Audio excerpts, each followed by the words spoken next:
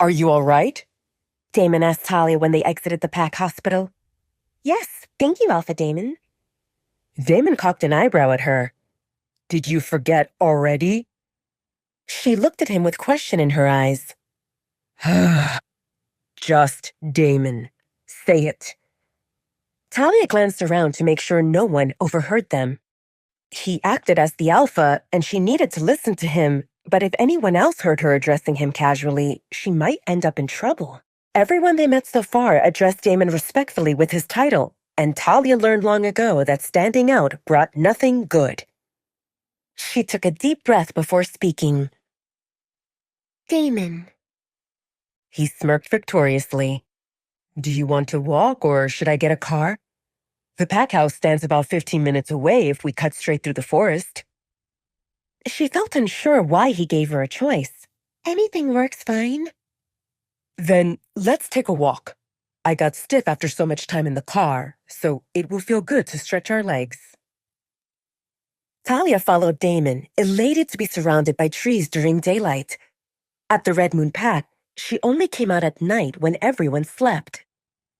The Alpha, Beta, and their families kept a regular sleep schedule, so only pack members on patrol stayed awake at that time. The patrols ran only around the borders of the Red Moon territory, so after completing her chores, Talia ventured into the forest next to the pack house to get fresh air and find medicinal herbs for her concoctions. Beyond treating injuries, preventing infections, and easing pain, Talia knew some plants proved edible, and she personally created a mix of plants that diminished one's scent. Unless someone stood really close, they couldn't pick up Talia's scent at all. Her knowledge about various herbs became one of the main reasons why Talia concealed herself while living in the Red Moon pack house. Indirectly, she owed it all to Olivia, who taught her the basics. Olivia evoked pleasant memories for Talia, and seeing how Travis, Jill, and Kathy acted nicely as well, Talia felt confident that people who practiced medicine were good people and everyone liked them.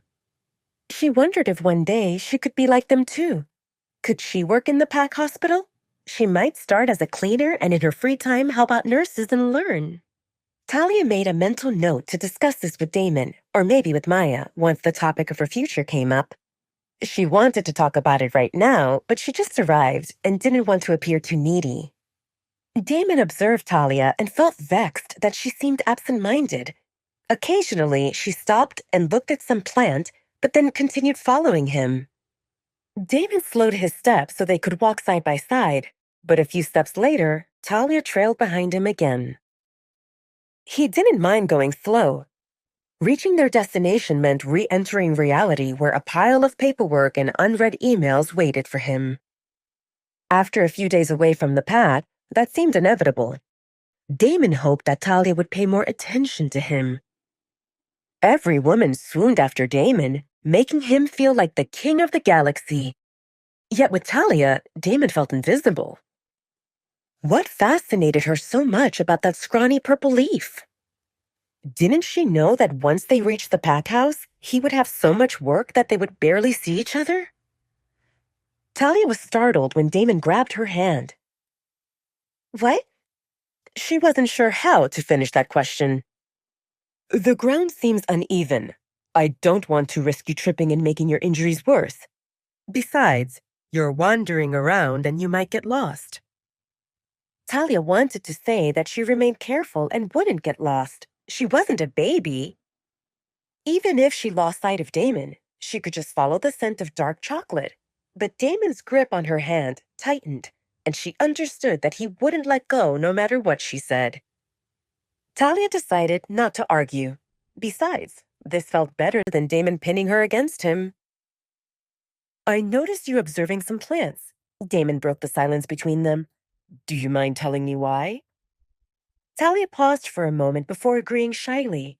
She pointed at the tall plant with clusters of tiny white flowers. That's a boneset. Its leaves and flowers help reduce fever and pain. Damon looked surprised to hear this. He didn't really pay attention to plants, but felt confident that he saw this type of flower many times. Sounds useful. Should we harvest it? This one isn't ready, so it would waste precious resources if we collected it now. When flowers bloom, they appear spiky. Then they're most potent. Talia was pleased to see that Damon showed interest in what she had to say. Damon felt amazed that she spoke about not wasting things that could be freely found in the forest. It reminded him of how she packed leftovers in the hotel, and he concluded that Talia acted frugally, which wasn't a bad thing. Next, Talia stopped next to a bushy plant with massive, green, maple-like leaves. This is golden seal. It's good against infections. Damon's face scrunched with an unpleasant memory. Is that the bitter thing I tasted when I licked your wound? Talia confirmed, and she bit the inside of her lip to suppress the incoming laughter. His expression looked comical, but she couldn't laugh at the scary alpha. He might punish her. Little by little, Talia relaxed, and 3 plants later, she tugged Damon's hand while navigating randomly through the forest as she followed the trail plants of interest formed. She didn't notice at what point their fingers interlaced, but Damon noticed it very much. He noticed every little thing about Talia. Damon felt amazed that even with all the scents wafting through the forest, he could clearly identify the sweet, citrusy scent of freesia, like the whole ground lay covered with colorful blooms, and each of them whispered Talia's name. Damon lost himself in a daze of Talia's scent, and the sparks which started from the hand that held Talia's, and he would follow her no matter where she wanted to go. Of course, they strayed from their original destination, but Damon didn't mind. He didn't mind at all.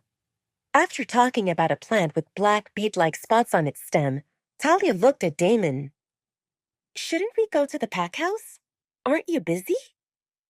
Damon said that the walk would take about 15 minutes, and Talia didn't have a watch, but she felt confident that they had been in the forest for at least an hour, probably longer. He wanted to say that he wasn't busy, but he didn't want to lie. Caden already mind-linked him thrice, saying that the food Stephanie prepared turned cold, and that issues arose that Damon needed to address. We're going there. Damon led the way. Where did you learn so much about plants? Olivia taught me. Your friend? Damon guessed. Talia smiled a little. I like to think so. Olivia is the daughter of the pack doctor at the Red Moon Pack. She found her mate and left the pack some time ago. Olivia taught me a lot about plants, and sometimes I would sneak into the library and take a book to read. No one read these books, so they didn't notice them missing. Damon listened with interest, happy that Talia finally reveals some bits of her past. From Talia's expression and tone, he deduced that she felt fond of Olivia, and he wondered if other people had a place in Talia's heart. He also wished to be one of them. He picked up hints that Talia did things on her own, secretively. Talia talked freely and smiled, and there remained no traces of the timid and scared girl from the attic.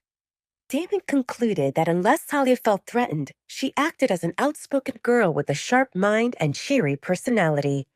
He liked that. He liked that a lot. Wait, that's not the end. You've just had a free taste.